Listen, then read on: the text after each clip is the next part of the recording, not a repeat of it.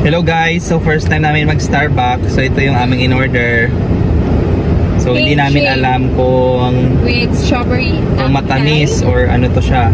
First time namin titikman. Pure matcha frappuccino. Nakapag-Starbucks din. Kasi noon gusto namin mag-Starbucks. Ngayon lang namin na natupad yung pagsa-Starbucks namin dito sa sa mall. Ngayon lang kasi may bonus. Masarap siya guys. So later titikman naman namin yung waffle na ang flavor is caramel, then ano nga yung isa? Yung isang percent. Yun, percent yung isa. So di namin alam pa kung ano yung nun guys, yung lasa ng percent tsaka waffle caramel. So titaste namin. Strawberry guys yung sa kanya. Sa akin matcha.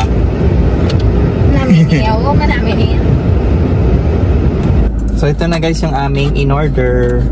Ayan. Kakainin na namin. This is the waffle.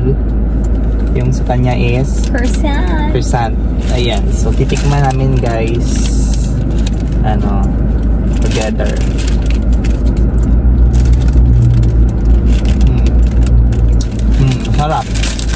Masarap yung percent. Tikman naman natin ang waffle. Flavor niya is caramel. Ito siya guys, oh. Strawberry? Strawberry pala. Sorry. Kala ko caramel. Agad ng kaunti. Mami, tada lang ako. Masarap. May sauce ka. Masarap yung waffle na may flavor na strawberry.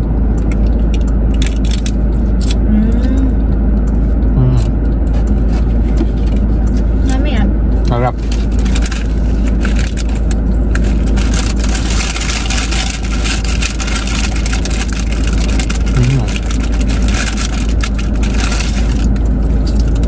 Masarap siya guys.